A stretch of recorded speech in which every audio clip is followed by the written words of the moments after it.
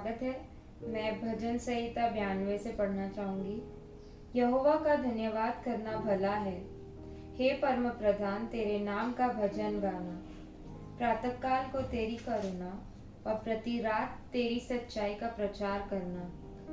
10 तार वाले बाजे और सारंगी पर और वीणा पर गंभीर स्वर से गाना भला है, क्योंकि हे यहोवा तूने मुझे अपने काम से आनंदित किया है और मैं तेरे हाथों के कामों के कारण जय जयकार करूंगा। आमीन।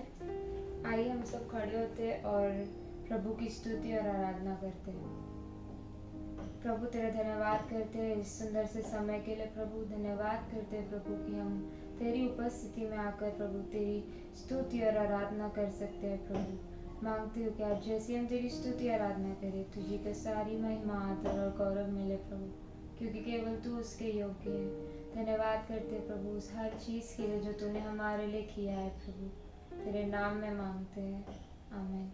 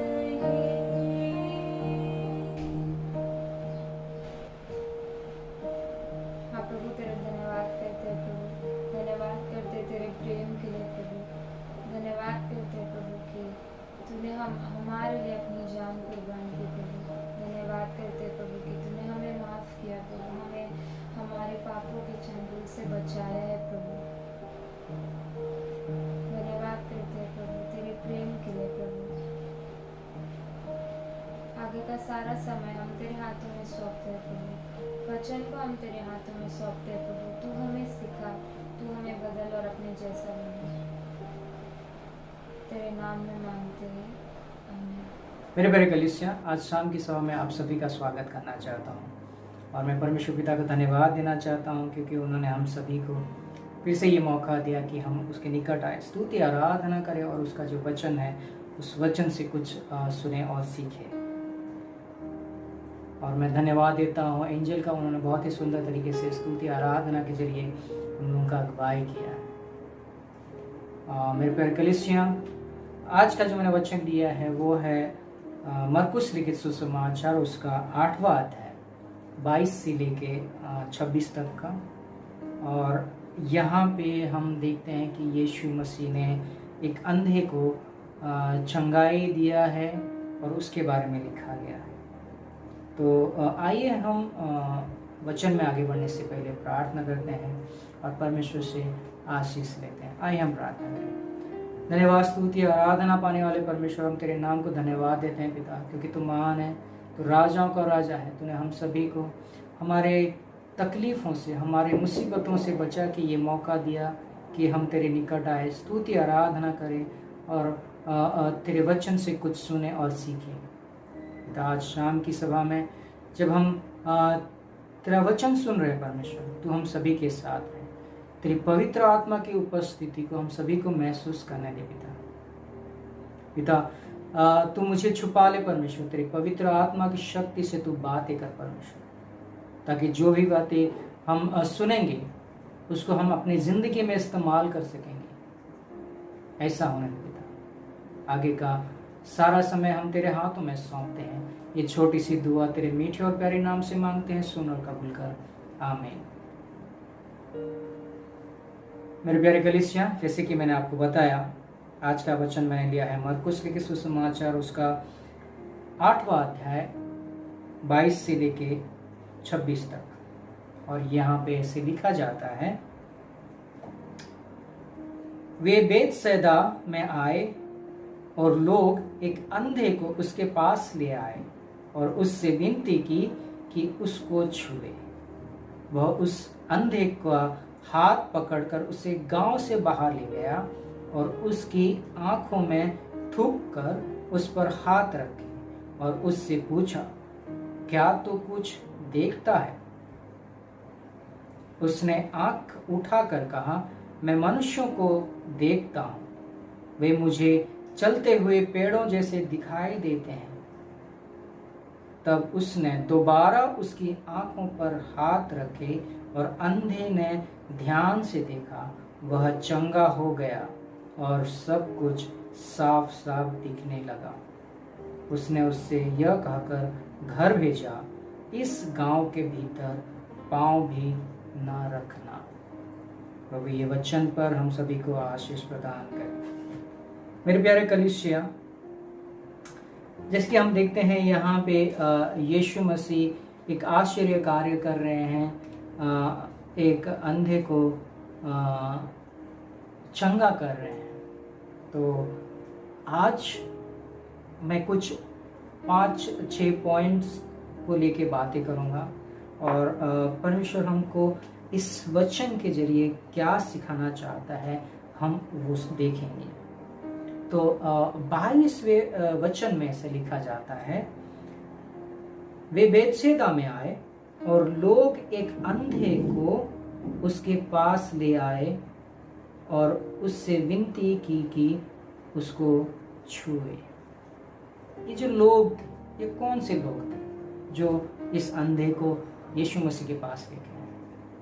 अगर आप सुसमाचार उसका 2रा अध्याय पढ़ेंगे, वहां में भी आप देखेंगे कि एक लकवे से पीड़ित व्यक्ति को कुछ लोग यीशु मसीह के पास लेके आते हैं और वो यीशु मसीह जहाँ पे परमेश्वर के बारे में बातें करते रहता है, उस जगह का छत खोलते हैं और उस व्यक्ति को नीचे लेके आते हैं। और मरकुस उसका 7वां अध्याय भी अगर आप पढ़ेंगे तो वहाँ पे भी हम कुछ लोगों के बारे में देखते हैं, जो लोग एक ऐसा व्यक्ति को यीशु मसीह के निकट लेके आते हैं जो मुंह से बोल नहीं पाता और कान से सुन नहीं पाता। तो ये लोग कौन से लोग थे? ये लोग जो थे उन लोगों के दोस्त थे, तो मित्र थे। और मेरा पहला पॉइंट है, सच्चा मित्र का मकसद क्या? हमारे साथ सच्चा जो मित्र होते हैं उनका मकसद क्या होता है? जैसे कि हम यहाँ पे देखते हैं कि ये जो मित्र हैं, ये जो दोस्त हैं इन लोगों के, ये चाहते थे कि उनका जो मित्र है, उनका जो दोस्त है, जो पीड़ित है, उसको चंगाई मिले। उनका मकसद था कि उसको चंगाई मिले। अगर आप देखेंगे सहोपदेशक उसका 4 अध्याय 9वें और 10वें वचन, यहाँ पे ऐसे लिखा जाता है, 1 से 2 अच्छे हैं क्योंकि उसके परिश्रम का अच्छा फल मिलता है, क्योंकि यदि उसमें से एक गिरे तो दूसरा उसको उठाएगा, परंतु हाय उस पर जो अकेला होकर गिरे और उसका कोई उठाने वाला ना हो। मित्र होना बहुत जरूरी है।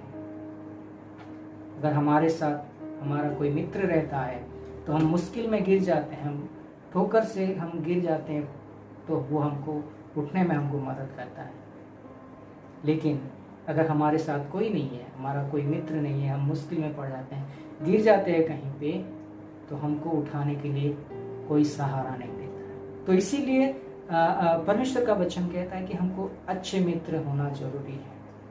अगर बुरे मित्र होते हैं तो वो हमारे लिए तकलीफ पैदा करते हैं। अगर आप देखेंगे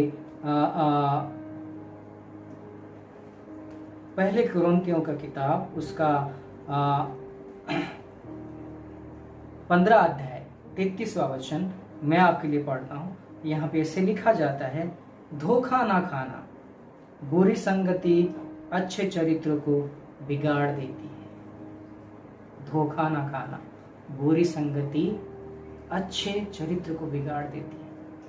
अगर हमारा दोस्त जो है, हमारा जो मित्र है, अगर वो उसका संगति, उसका जो आदत है बुरा है, तो हमारे जो अच्छे आदतें हैं वो भी बुरे हो जाएंगे।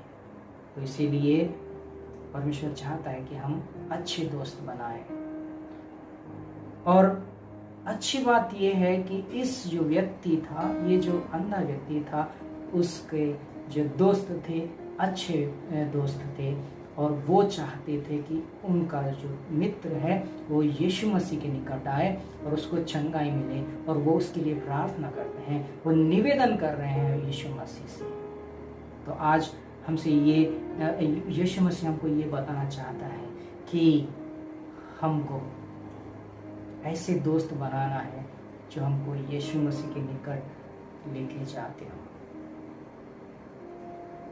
आज एक सवाल हमारे लिए, क्या हमारे दोस्त ऐसे हैं जो हमको यीशु मसीह के निकट लेके जाते हैं, या ऐसे दोस्त हैं जो हमको यीशु मसीह से दूर लेके जाते हैं? क्या हम हमारे दोस्तों के लिए, हमारे जो मित्र हैं उनके लिए प्रार्थना करते हैं?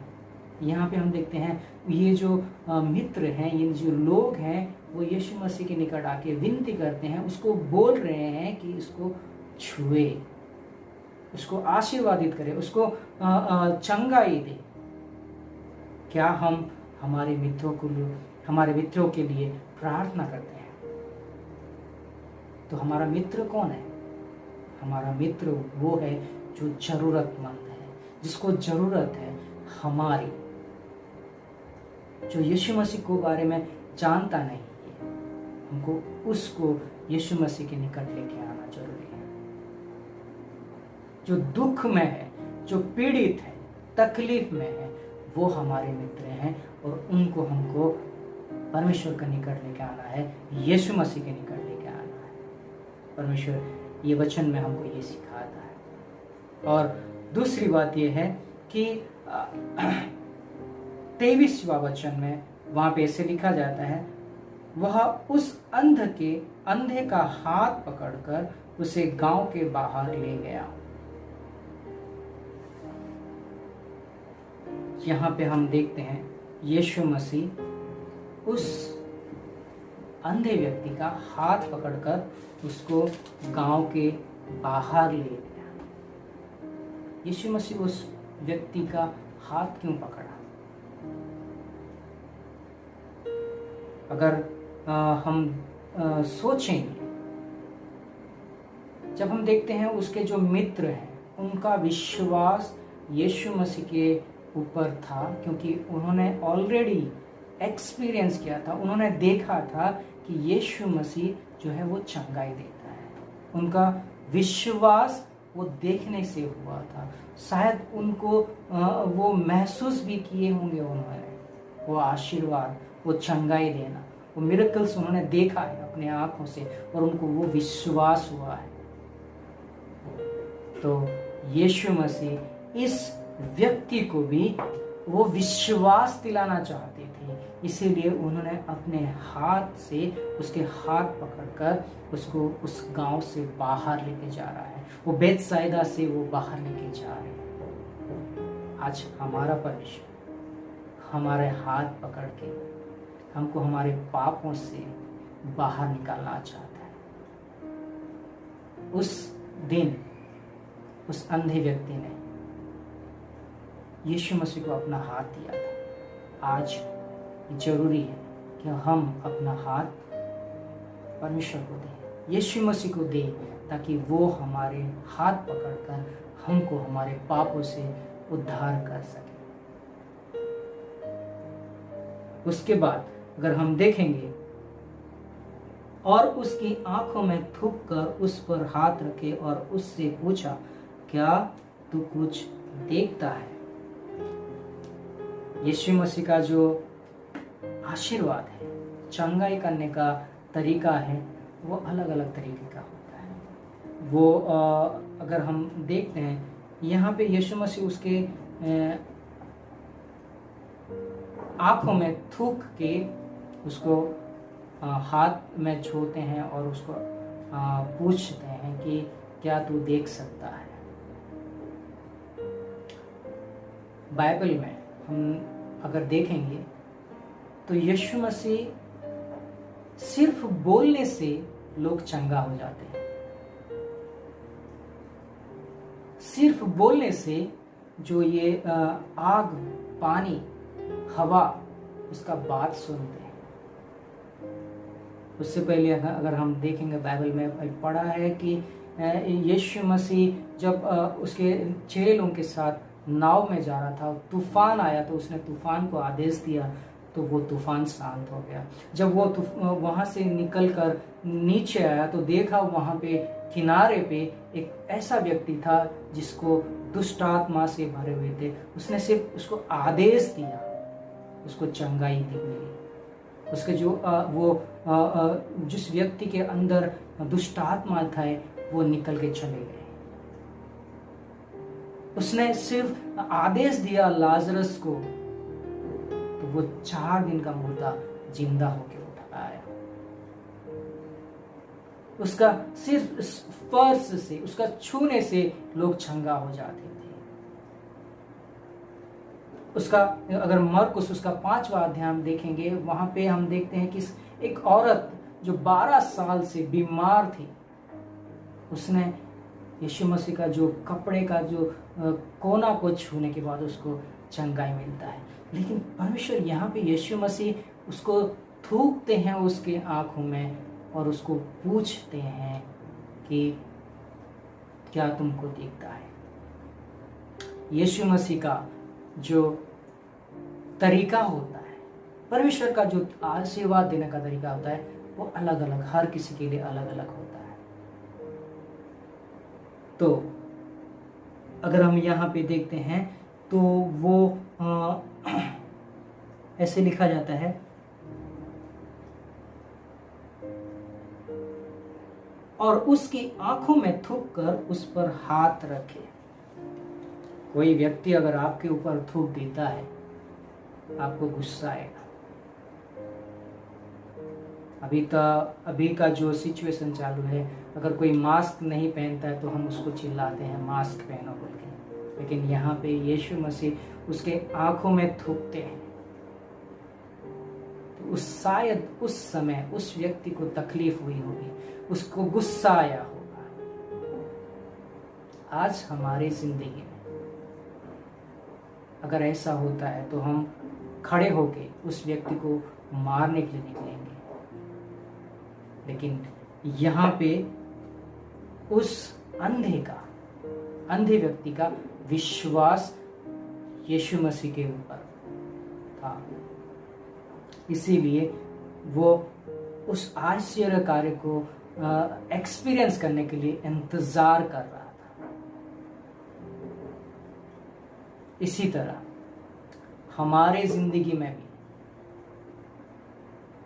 मुसीबतें आएंगी, तकलीफें आएंगे। जैसे यहाँ पे वो थूक उस व्यक्ति के लिए गंदा लगा होगा, तकलीफ में वो अंधा व्यक्ति तकलीफ में आया होगा, लेकिन हमारे जिंदगी में भी तकलीफें आ सकते हैं। ये परमेश्वर कार्य करने से पहले वो शायद हमारे जिंदगी में तकलीफ लाना चाहता है, हमको सिखाना चाहता है, लेसन देना चाहता है। तो उस समय हमको कुड़कुड़ाना नहीं है, इंतजार करना है उसका जो टच है, उस टच का इंतजार करना जरूरी है। और उसको यीशु मसीह उसको छूता है और वो पूछता है, क्या तू देखता है?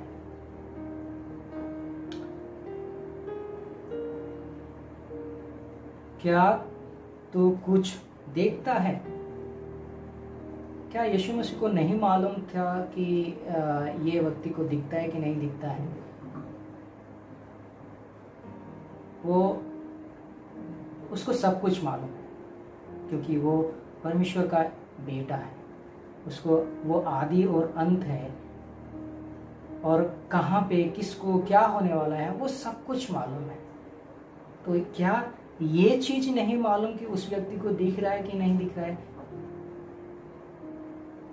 और ये सवाल उसने क्यों किया? ये सवाल इसने इसलिए किया ताकि वो देखना चाहता था कि इसका विश्वास जो है कितना है, और ये कितना सच बोलने वाला है, कितना ऑनेस्ट से बात करने वाला है, वो देखना चाहता था। और परमेश्वर हमको भी मुसीबतों में हमको पूछता है कि तुमको आशीर्वाद मिला क्या? क्या तुम देख सकते हो? तो हमको क्या करना है? ऑनेस्ट रहना है, ऑनेस्टली उसका जो प्रश्न है और उसका आंसर करना है। और हमको जब आशीर्वाद मिलता है, कभी कभी हम प्रार्थना जब करते हैं, हमारा प्रार्थना का उत्तर मिलने में हमको लेट लगता है, बहुत समय लगता है, तो हम क्या करते हैं? कुड़कुड़ाते हैं। लेकिन परमेश्वर ये देखना चाहता है कि हम कितना ऑनेस्टली परमेश्वर से बातें कर रहे हैं, अपना जो बात है उसको बता रहे हैं। तो परमेश्वर चाहता है कि हम ऑनेस्ट रहे, और इसी दिन ये जो अंधा है वो भी ऑनेस्टली सच्चाई से उसने कहा कि मैं मनुष्य को देखता हूँ, वे मुझे चलते हुए पेड़ों जैसे दिखाई देते हैं। वो ऑनेस्टली आंसर देता है कि वो मुझे दिखाई देते हैं, और वो चलते हुए पेड़ जैसे दिखाई देते हैं। जब ये चलते हुए पेड़ जैसे दिखाई देते हैं, मैंने पढ़ा तो मुझे हम ये समझ सकते हैं कि वो जो व्यक्ति है वो बचपन से अंधा नहीं था, वो पैदाइश अंधा नहीं था, और वो जो कुछ समय के बाद शायद अंधा हो गया था, और उसको चंगाई चाहिए था उससे। इस तरह हम सभी भी, परमेश्वर ने हम सभी को अपने रूप से बनाया, परमेश्वर ने हम सभी को नाम देके हमको इस जगत पे भेजा है, हमको पवित्र करके भेजा था। लेकिन हम इस धरती पे आने के बाद पापों से लिप्त होकर पापों में हम अपने आप को अंधे कर दिए हैं, और हम पाप में इतने अंधे हो गए हैं कि परमेश्वर का जो आशीष है, परमेश्वर का जो वचन है, उसको हम देख नहीं पा रहे हैं। परमेश्वर यीशु मसीह को हम देख नहीं पा रहे हैं। तो परमेश्वर चाहता है कि हम उसको देखें। आज हमारा परमेश्वर चाहता है कि हम उसको देखें।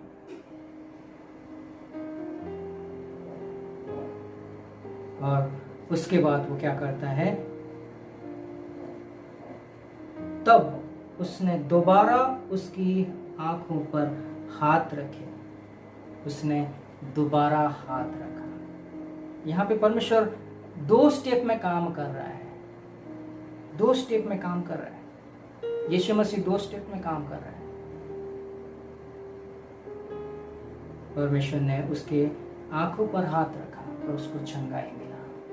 जब हम अपने आप को परमेश्वर के निकट लेके आते हैं, जब हम अपने आप को परमेश्वर से समर्पित करते हैं, हमारे गुनाहों को मानते हैं और परमेश्वर ने जो आशीर्वाद दिया है उसको एक्नॉलेज करते हैं, ऑनेस्टली एक्नॉलेज करते हैं, परमेश्वर हमको संपूर्ण चंगाई देता है। परमेश्वर हमको आशीर्वादित करता है। और आगे देखेंगे तो हम पढ़ते हैं कि वह चंगा हो गया। परमेश्वर हमको संपूर्ण चंगाई देना चाहता है और उसको साफ साफ दिखने लगा। उसने उससे यह कहकर घर भेजा, इस गांव के भीतर पांव भी न रखना। उसने परमेश्वर यीशु मसीह ने उस समय उसको कहा कि इस गांव के अंदर पांव भी ना रखना। क्यों ऐसे बोला? यीशु मसीह चाहता था कि ये जो व्यक्ति को चंगाई मिलने के बाद वो इस गांव में वापस पांव ना रखे। आज ये वचन के जरिए परमेश्वर हमको क्या बोलना चाहता है? परमेश्वर हमको ये बोलना चाहता है कि हम जो पाप में डूबे हुए थे, जो मुश्किलों में दबे हुए थे, उस पाप से, उस मुश्किल से परमेश्वर ने हमको बाहर निकाला है। अपने जान देकर हमको उस पाप से हमको बाहर निकाला है। और वो चाहता है कि हम उस पाप में वापस ना जाएं। जिस तरह इस वचन पे वो कहता है कि इस गांव के भीतर पांव भी न रखना। परमेश्वर आज हमको ये बोलता है कि हम उस जो पाप है उस पाप को देखे भी नहीं, हमको उसको देखना भी नहीं है, उसकी तरफ मुंह भी नहीं करना है, उसके तरफ आगे बढ़ना भी नहीं है। परमेश्वर चाहता है कि हम उसके जो सकेत रास्ता है उस रास्ते पे चलना जरूरी है। और परमेश्वर हमको चंगाई देने वाला है। जब हम परमेश्वर के ऊपर भरोसा रखते हैं, उसके हाथ थाम के आगे बढ़ते हैं, तो परमेश्वर हमको आशीर्वादित करता है और हमारे जीवन को बदल देता है। हमको सच्चाई देखने में वो मदद करता है, हमारे आंखों को खोल देता है, हमारे मन में, हमारे दिल में वो कार्य करने लगता है, उसके पवित्र आत्मा से हमको भर देता है। प्रभु आप सभी को ये वचन के जरिए आशीष प्रदान करें, ताकि आज ये वचन के जरिए हम ये सीखें कि हमको परमेश्वर को अपना हाथ देना है। जब वो हाथ पकड़ना चाहता है, हमको उसको अपना हाथ देना है और उसके पीछे होना है। एक ऐसा मित्र बनाना है जो हमको उसके निकट लेके जा सके, और ऐसा मित्र बनाना है जो हमारे लिए प्रार्थना करे और हम उसके लिए प्रार्थना करें, और हमको जो तकलीफ में आए तो उसका जो आशीर्वाद है उसको याद करें, उसको एक्नॉलेज करें, सच बोले उसको, तो प्रभु हम सभी को आशीर्वादित करेगा। प्रभु ये वचन के जरिए आप सभी को आशीष प्रदान करें। आइए हम प्रार्थना करके ये वचन को समाप्त करते हैं। धन्यवाद, स्तुति, आराधना पाने वाले परमेश्वर, हम तेरे नाम को धन्यवाद देते हैं। ये वचन के लिए हम तेरे नाम को धन्यवाद देते हैं पिता। ये वचन के जरिए तूने हमको सिखाया कि हमको तेरे निकट आना है, विनती करना है, हमारे दोस्तों को तेरे निकट लेके आना है, हम ऐसे दोस्त बनाना है जो हमको तेरे निकट लेके जाए। और ये वचन के जरिए तो हमको सिखाता है परमेश्वर कि हम अपने हाथ को तेरे हाथ में दें। हे परमेश्वर, हमको ये विश्वास दे कि तू हमको चंगाई देने वाला है, संपूर्ण रीति से हमको चंगाई देने वाला है, हमारे जीवन को तू संवारने वाला है। धन्यवाद देते हैं परमेश्वर। ये छोटी सी दुआ तेरे मीठे और प्यारे नाम से मांगते हैं, सुन और कबूल कर। आमीन।